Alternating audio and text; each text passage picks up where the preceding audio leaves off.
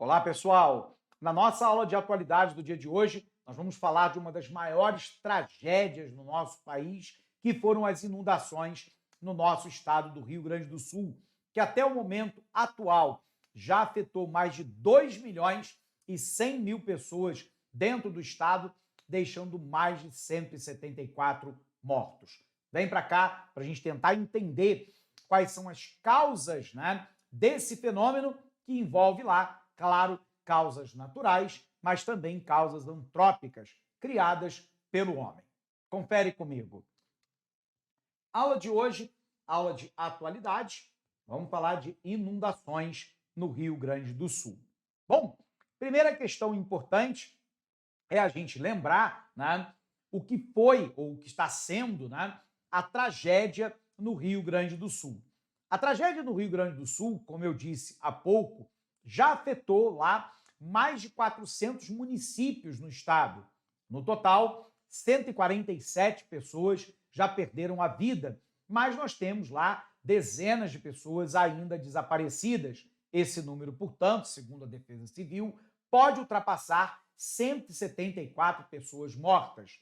Nós temos também que no estado 2,1 milhão de pessoas foram afetadas, em grande parte pelas cheias do rio Taquari, mas também pela elevação da cota de inundação do Lago Guaíba, que inundou praticamente Porto Alegre como um todo, que tem a maior concentração demográfica dentro do estado. A pergunta fundamental que a gente tem que se fazer sempre para a prova de redação ou de atualidade de concurso público é quais são as causas. Então vem para cá para a gente conhecer cada uma delas com você. Confere comigo. Então, quando a gente está falando aqui, o primeiro elemento fundamental é a gente tentar entender as causas. E a gente divide essas causas sempre em dois grandes grupos. Primeiro, um conjunto de causas que nós chamamos de naturais e um outro conjunto de causas que nós chamamos de antrópicas. Dentre as causas naturais, a gente tem, por exemplo, a presença do fenômeno El Niño, já vou explicar. Você tem as alterações climáticas globais, colocando ela aqui para você, alterações climáticas globais, e você teve um fenômeno pontual, que foi lá uma massa quente sobre o Rio Grande do Sul, que impediu o avanço de uma frente fria. Então vamos analisar primeiro as causas dessa tragédia sob o ponto de vista natural. Primeiro, o que é o El Niño? O El Niño é um fenômeno natural, normal, de aquecimento da água superficial do Pacífico Sul. Bom, a tua pergunta é, mas o Brasil não é banhado pelo Oceano Pacífico? É verdade, mas eu quero te lembrar que a alteração da temperatura da água superficial no Pacífico Sul altera a dinâmica de massas de ar sobre o continente, o que acaba afetando também o Brasil. E, portanto, altera a dinâmica de massas de ar sobre o nosso país, causando normalmente chuvas mais intensas na região sul do país. Mas existe um segundo motivo, que é a alteração climática global. O IPCC, o painel intergovernamental de mudança climática da ONU, tem sido muito claro em dizer que o uso e o lançamento em larga escala, o uso de hidrocarbonetos fósseis, petróleo, gás natural, óleo e gás de xisto, carvão mineral, desmatamento, queimada, o aumento da população de bovinos no mundo, que exala gás metano, que é um gás de efeito estufa no seu processo digestório, tem formado uma camada de poluição no nosso planeta que impede que parte do calor que ia para o espaço vá. O resultado é o aumento da temperatura média global. E isso altera as dinâmicas de massas de ar com a ocorrência de fenômenos climáticos mais extremos e severos. É o caso, por exemplo, de tempestades tropicais, de tufões, de furacões, de tornados, dentre outros. E no caso do Rio Grande do Sul, nós tivemos exatamente um desses elementos, que é o aumento de tempestades subtropicais nessa região. Por um outro lado, há também um fenômeno que foi ocasional. Eu tinha sobre o estado uma massa quente, muito potente, que impediu a entrada de uma massa fria. Pois bem, no choque entre essa massa quente e a massa fria, você cria um alto nível de pluviosidade, uma grande quantidade de chuva. Choveu na região sem parar quase 2 semanas consecutivas, levando então à elevação dos rios da região, à inundação e o alagamento de imensas áreas e o transbordamento do Lago Guaíba. Bom, nós conseguimos explicar para você, então, os fatores que nós chamamos de naturais. Mas agora a gente tem que tentar entender um outro conjunto de fatores, que talvez seja tão importante quanto, que são os fatores antrópicos, ou seja, fatores humanos que levam ao problema da tragédia. Então, quais são esses fatores, professor? O primeiro desses fatores é a impermeabilização do solo urbano. Com o processo de urbanização no Brasil, notadamente uma urbanização desordenada, que nós costumamos chamar de macrocéfala, quando eu tenho uma ocupação desordenada, caótica, não planejada do meio urbano, isso levou ao uso intenso de asfalto, de cimento, de pedra, de concreto, o que vem impermeabilizando o solo urbano. Resultado, parte da água que poderia se infiltrar escorre superficialmente. E aí ela vai bater na galeria de água pluvial, que são os bueiros, ou boca de lobo, como é chamado em alguns lugares do Brasil. Se essa boca de lobo ou esse bueiro não tiver entupido pelo acúmulo de lixo urbano, ou até assoreado pelo acúmulo de material inorgânico, como areia e pedra, que lá se acumulam, ele não consegue dar vazão à quantidade de água que escoa superficialmente. Então, eu tenho lá baixos investimentos em rede de drenagem e a impermeabilização do solo urbano.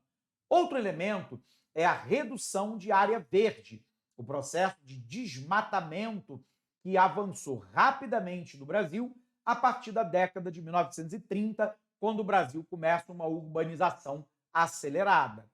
Fora isso, falta de investimentos em medidas mitigatórias.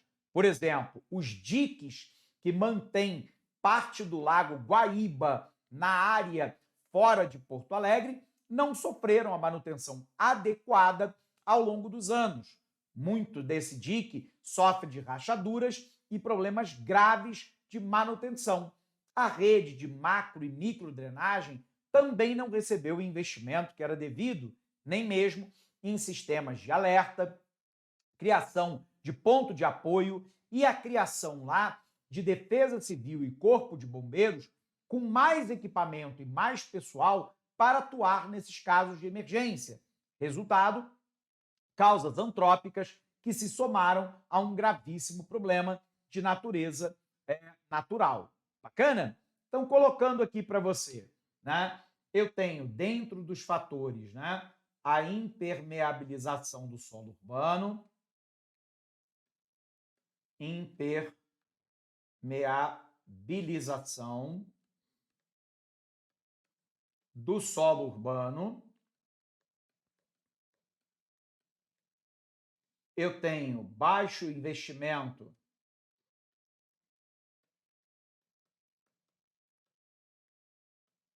em drenagem.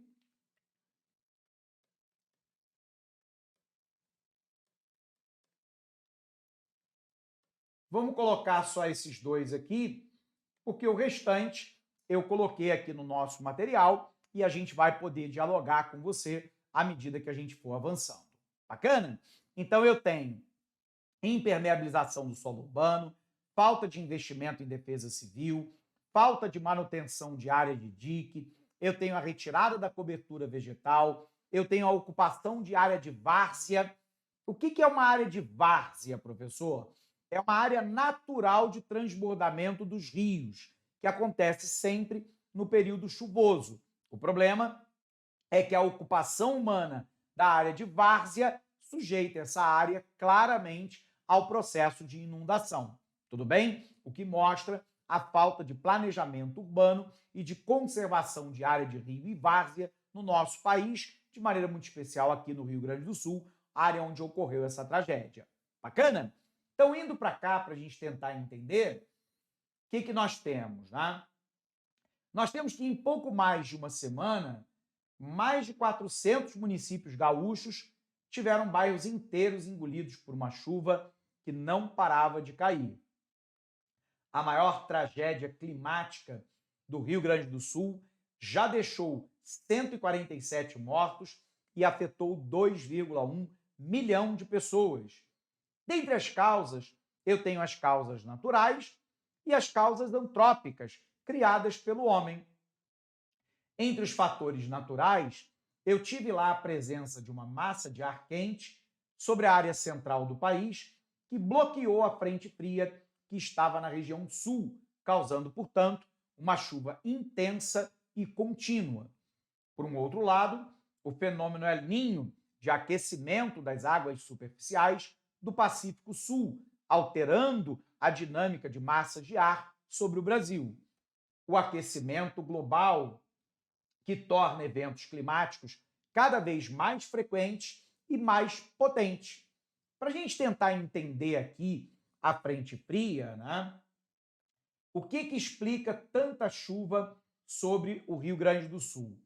Existia, né, uma grande corrente de umidade, que é a zona de convergência, né, intertropical, que abasteceu uma grande quantidade de água sobre os estados do sul, de maneira muito especial no Rio Grande do Sul, e uma grande onda de calor na área central do país que impediu o avanço dessa massa fria.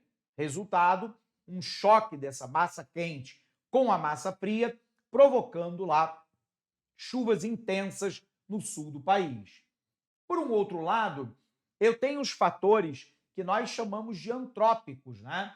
Dentre eles, a impermeabilização do solo urbano, que nós falamos, né? Sobretudo por asfalto, concreto, etc.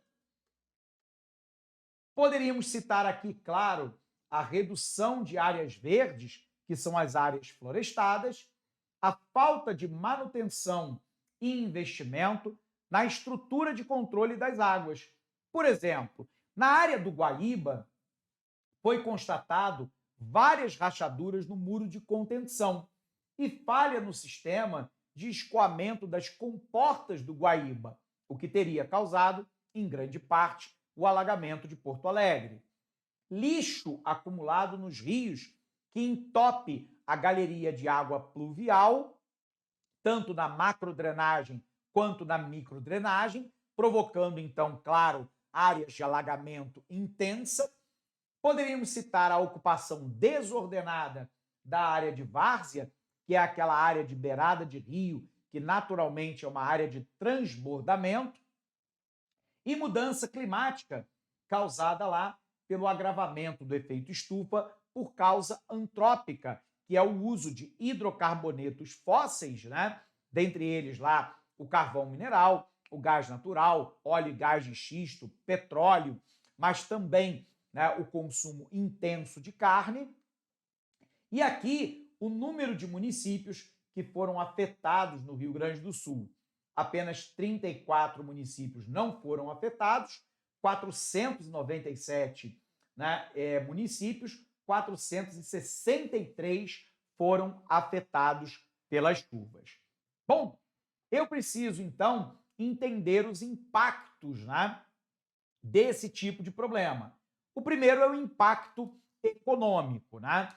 Nós temos lá que o próprio governo do estado, a Associação Comercial de Produtores Rurais e do Setor Industrial do Rio Grande, tem dito que os prejuízos são bilionários, tanto na infraestrutura básica quanto na produtiva.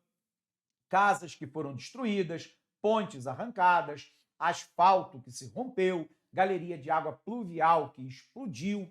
Nós tivemos fábricas inundadas, áreas de produção de soja, arroz, milho também completamente devastadas. Claro que nós tivemos a inundação de áreas comerciais, levando a prejuízos como nunca se viu na região sul do país. Então eu tenho que a Confederação Nacional dos Municípios estima prejuízo só na área econômica de 4,6 bilhões de reais, afetando sobretudo o setor habitacional e de infraestrutura. Mas há uma agricultura devastada.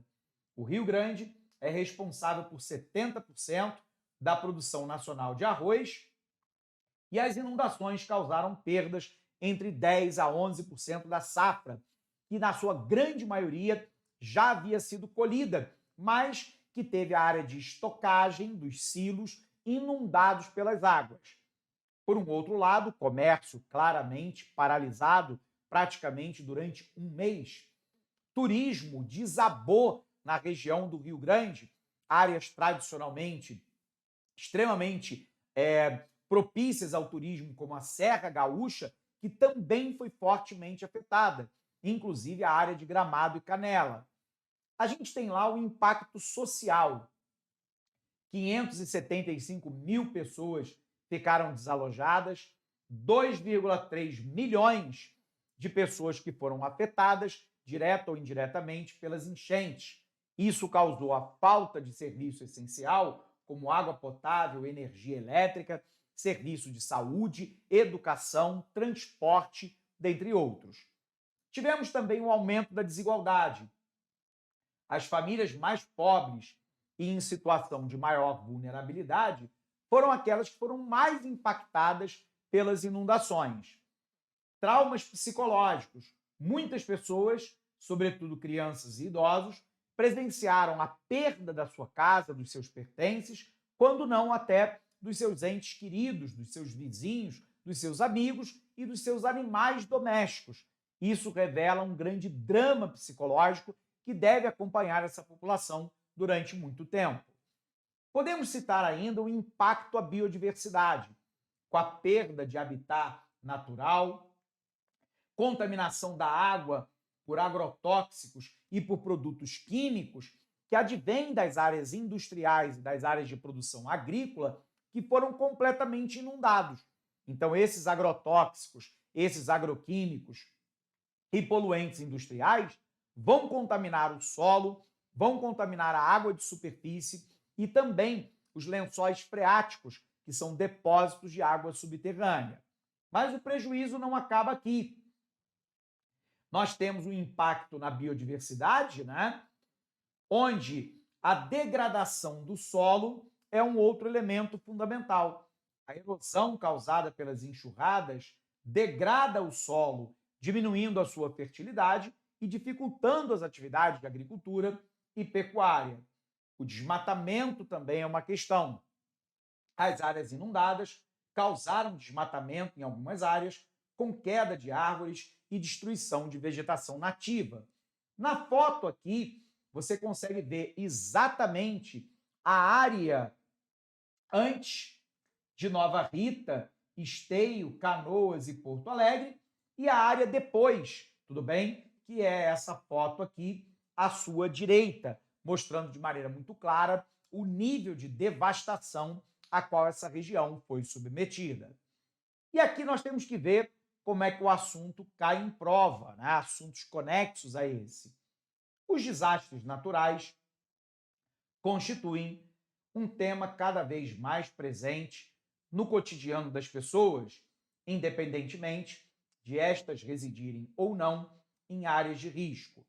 Ainda que num primeiro momento o termo nos leve a associá-lo a terremoto, tsunami, erupção vulcânica, ciclone e furacões, Os desastres naturais contemplam também processos e fenômenos mais localizados, como deslizamento, inundação, subsidência e erosão, que podem ocorrer naturalmente ou induzidos pelo homem. Quanto à temática, julgue o item.